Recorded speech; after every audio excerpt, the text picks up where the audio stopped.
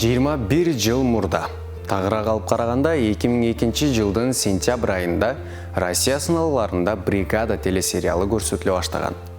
4 мыкты жакын достордон куралган кылмыштуу топтун окуялары президенттин жаңы жылдык куттуктоосунан дагы чоң ролду ойноп, популярдуулукка ээ болгон. Ошол учурдагы режиссер дебютант Алексей Сидоров Россиянын жаңы гангстердик эпосун жаратты деп айтсак да болот. «Бригада» бир гана бийик статусту эле багындырбай 90-жылдарды чагылдырган сериалдардын сап башын ээледи. Эмнеге каармандар мыйзамсыз, жагымсыз иштерди жасап, бирок телекөрүүчүлөрдүн сүймөнчүлүгүнө ээ болгон? Бандитизмди пропагандалайт деген сөздөр чындыкка жакынбы? Тартуучу топ кандай усулдарды колдонгон жана кылмыштуу топ жөнүндөгү тартылган сериал эмнеге өспүрүмдөрдүн классикалык сериалына айланды? Ушул жана башка суроолорго Кинотайм программасы жооп берет. Биз баштайбыз.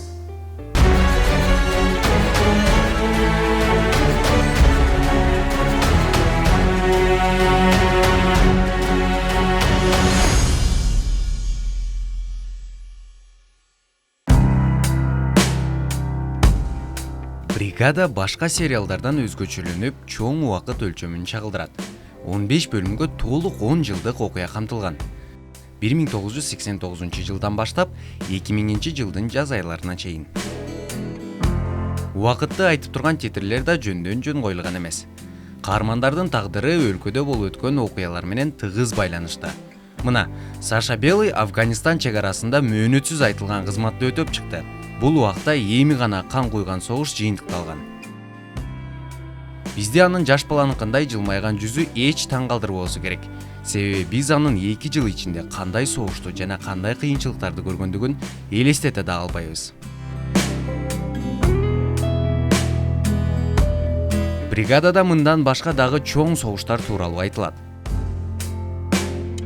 Ал эми мына, каармандар 1993 жылы октябрда болгон окуяга туш болушат. Алар Ак үйдү коргогондордун изинен түшкөндөрдү издеген ОМОНдордун колуна түшөт.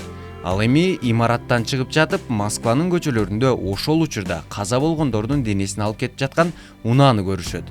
Бул сериалдын дагы бир бөлүмүндө башкы каармандар Россиянын эң алдыңкы алып баруучуларынын бири каза болгону тууралуу билишет.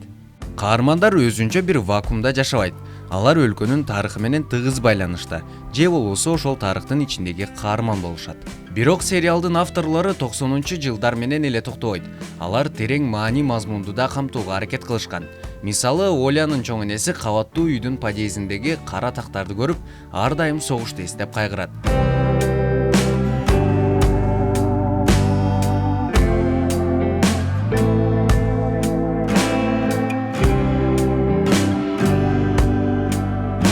Өзгөчө мүнөздүү каармандарды тартып, «Бригада» 90-жылдардагы мифологияны да чагылдырат.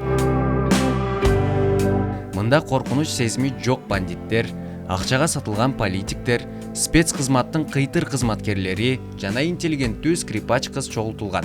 Саша Белый болсо толук доордун портретине айланат. Ал кадимки кичи көчө рекетинен Госдуманын депутатына чейинки жолду басып өтөт. Тарыхты чагылдыруусу мыкты деңгээлде тартылган. Сөз жок. Бирок каармандарчы, Саша Белый, Космос, Пчела, Фил, алар мыкты деле адамдар эмес. Алар өзүнүн статусун, кылмыштуулук статусун жогорулатуу максатында иштеген аябай кооптуу кылмышкерлер. Наркотик жана курал-жарак сатышат. Жат адамдардын бизнесин тартып алуу максатында иштерди аткарышат. Ошондой эле зордук, зомбулук менен коркутуп, суракка алышат. Авторлор бул каармандарды жактырбагандыгы бизге маалым. Мисалы, каармандар өз максатына жетүү үчүн ар түрдүү мыйзамсыз жумуш, кооптуу жумуштарды аткаруу керек болсо, алар өздөрүнө уруксат, мүмкүнчүлүк бере алышат, эч ойлонбой. Бирок мына ушундай мыйзамсыз, жагымсыз жумуштарды аткарса деле, «Бригаданын» каармандары эмне үчүн сүймөнчүлүккө ээ? Азыр билип алабыз. Биринчиден, алар таң калаарлык жөнөкөй. Кээ бир учурларды гана эске албаганда. Экинчиден, алардын жаман иш-аракеттерин кырдаалактап турат. Өлтүрүүлөр бир гана өч алуу үчүн. Наркотиктер Россияда эмес, чет өлкөлөргө экспорттолот. Курал сатууну орундуу инсандар сатууга түрткү берет, бирок Саша каршы чыгат. Банданын айынан адамдар азап чегишет. Бирок алардын деле жумушу таза эмес. принципсиз, адилетсиз, кыйтыр мамлекеттик кызматкерлердин алдында бригаданын мүчөлөрү ак көрүнөт. Бригада бул жакшы жигиттин жаманга айлануусу жөнүндөгү окуя. Бирок ошол учурда да андан жамандар бар экендиги маалым. Белыйдын башкы антагонисти катары погон тагынган кызматкер Каверин болот. Бул каарман бандит, антагонист, милиционер. Сериалдагы дагы бир өзгөчө орду бар башкы каарман. Бригада чыкканга чейин биз 90-жылдарды милиция, прокуратура тарабынан көрчүбүз. Каверин Белый сыяктуу эле ийгиликке кичик адамдар менен жетет. Бирок Белый таза разбой жолун тандаса, Каверин өз кызматтык ордунан пайдаланат. Алгач милицияда, кийинчерээк ФСБда. Саша америкалык гангстер тасмаларындагы кесиптештериндей эле өз кылган кылмыштары үчүн жооп бериши керек. Бул үчүн ал жакын досторун, үй бүлөсүн, жумушун, бизнесин жоготуп жооп берет. Мындан сырткары дагы бир жыйынтык бар. Финалдык бөлүмүндө Саша көпүрө үстүндө турат. Ал эми биз аны бир жерде жашынып алып карап жаткандай тартылган. Андан кийин титр учурунда тапанча атылган үндү угабыз.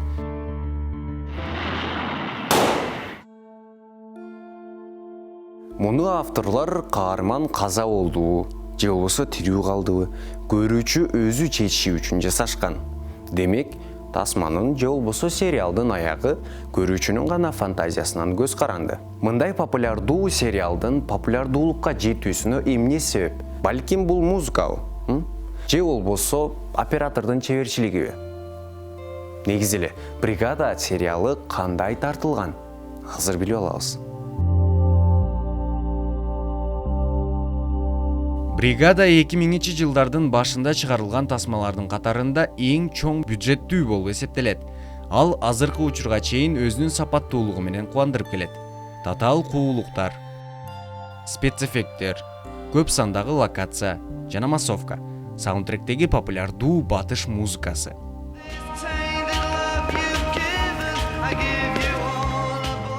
Бригададагы музыкалык толуктоо эң чоң ролду ойногон.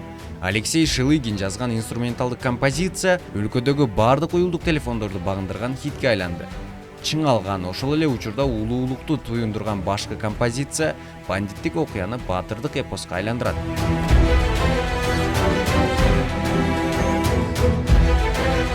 Ошондой эле классикалык музыкада көп маанини түшүндүрөт. Мисалы 24-чү каприз чыгармасы издөө кагаздарын чыгаруу менен коштолот.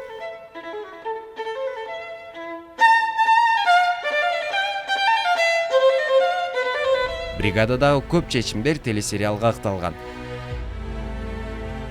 Мисалы кадр алмашууга көңүл буралы. Бул кыймылга карап кадр алмаштыруу. Ал эми бул жерде маңызга карап. Оля сүйүп жүргөн группалашынын телефон номери бул ноталар үстүндө бекеринен жазылган эмес. Ал эми кээ бир символикалык белгилер анык көрүнөт. Мисалы Фархаттын каза болгон сахнасы Геродоттун сөзү менен башталат. Тарыхты билген көрүүчүлөргө да табышмак бар. Мисалы космос курал-жаракты сатууну сунуштап жаткан учурда барон Унгерндин сүрөтүн көрөбүз. Ал жарандык согуш учурундагы ташбор, кан ичер коопсуздук жетекчиси. Жарандык согуш сериалдагы Чечен согушу менен оролот. Ал эми барон Унгерндин мүнөзү Белыйдын досу космоста бар экендигин билсек болот. Бригада телевизиондук форматка ылайыкталган. Уюшкан кылмыштуу топ жөнүндөгү сериалды дагы да жакшыртуу үчүн стандарттык жай кадрлар жана панорама колдонулат. Мындай эстетизацияны биз азыркы күнгө чейин деле көрүп келебиз. Сашанын ат жана таксофон менен болгон сахнасы Курч калкалар, орус тилинде айтканда Острые козырьки сериалында да кайталанат.